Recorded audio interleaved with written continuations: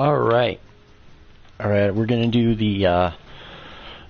a live commentary here, and this is gonna be the first time I'll do it, and it's gonna be the review of WWE Smackdown from October 1st. This is the Thursday night Smackdown. This is a few nights ago, so if this is a little bit late, obviously, this is my first time, obviously, so please be a little bit aware, and I'll do main event as well. I'll go from Smackdown main event, and then I'll do Madison Square Garden, which is tonight. Then I'll do Raw. The day, after Monday night. On Tuesday or something. But we're gonna. They opened up the show with Rollins and Kane, which was a decent segment. Not really my favorite segment, obviously. They came out and they were talking about.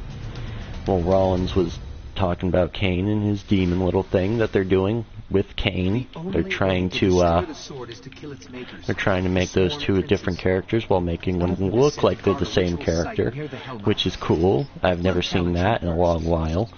A lot of people may dislike that Kane's back in the main event scene because Kane is a little bit older than most of the newer wrestlers. Obviously, Seth Rollins and other superstars that deserve the spotlight, like Cesaro and Dolph Ziggler and Rusev.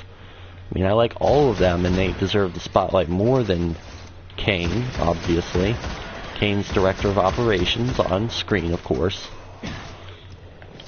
And I think it just doesn't make any business sense for that to happen. And the segment was fine. Rollins was agreeing to the match with him and the New Day versus Demon Kane, supposedly, and the Dudley Boys, which is fine. New Day is Big E and Kofi, I think, because Xavier Woods too busy playing on his trombone. And there was a match between there was a Divas match. I don't like to call it Divas match because Sasha Banks was involved, and she ain't no diva. It was a 3v3. It was Team Bad versus Team Bella, which is Team Bad, of course, Naomi, Sasha Banks, and Tamina, taking on Nikki Bella, Brie Bella, and Alicia Fox. Gotta remember her name. Keep forgetting. The ritual site is up ahead. What else was there? I like the promo that Naomi gave us. She was doing pretty good wrestling skill. Not as good as the Boss, of course, but there was certain points in the match where I was impressed with her wrestling skill. I never said that she was bad at wrestling, but she just isn't as impressive as the ones that came up from NXT. The supposed developmental is rocking the stage up there, and they gave Sasha Banks a lot more mic time than they have been, and I was kind of impressed. And I would say the winner of this situation is Sasha Banks, of course. And what else is there? There was other situations that night, and then we've got the Dudleys.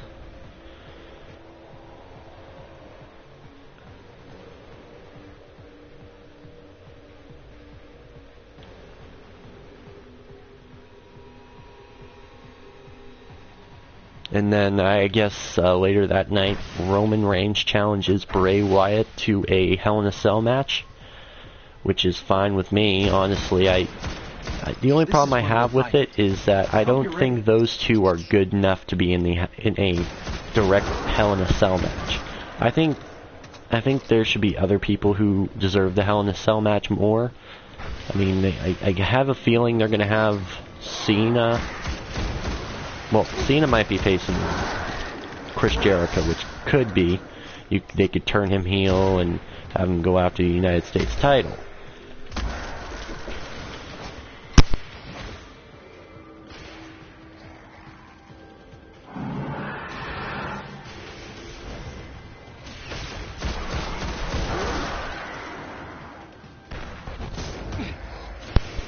I think that the match isn't as good as it could be, and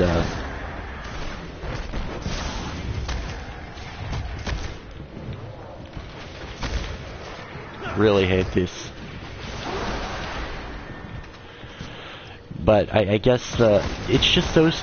Bray Wyatt is too good, and Roman Reigns isn't ready. I mean, you're gonna get this a lot. I don't even care if you are a big fan of Roman Reigns. That's fine. You can be a fan of Roman Reigns. He's just not ready. He is not ready to keep that spot. And I think a Hell in a Cell match is more towards Dean Ambrose. Dean Ambrose's way of, you know, in-ring experience. I think it's better for Dean Ambrose to do the Hell in a Cell match, but they're not going to do another Hell in a Cell match between those two. Or was it? No, last year it was Dean Ambrose and Seth Rollins. That's when they were doing the Dean Ambrose-Seth Rollins feud. So, I don't know. I think Seth Rollins should have a better opponent like Cesaro for the WWE World Heavyweight title, but I don't know.